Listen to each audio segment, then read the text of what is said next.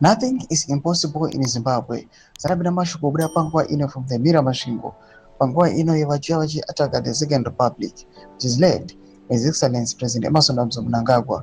Panguwa ino kunyasungwa kunzi right now zvida zvida kumira zvakanaka munyika yeZimbabwe.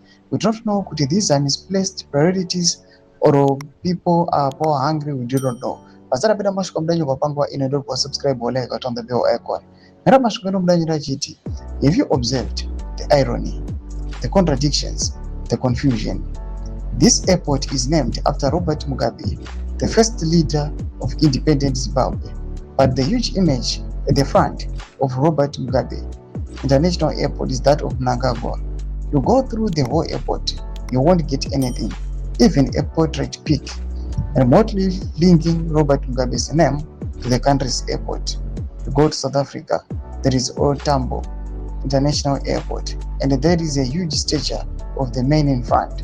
You go to Bulawayo, there's Joshua Mkomo Airport, and the same applies.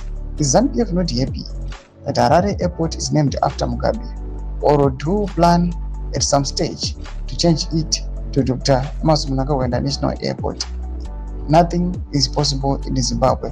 What developments anokuda panguwa ine anokuwa kunze munyika yeZimbabwe panguwa ine, people they are not really happy with what is happening.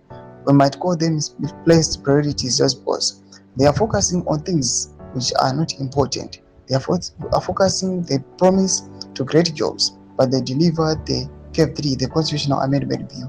What developments anokuda panguwa ine kuti people they are now fed up munyika yeZimbabwe. Mbodzi mafunguro enyu mori kudi pamusoro pechitiko ichi. Pinda kusection medu za funguro enyu, so subscribe or like, pamwe chete nekuti na on the bell icon.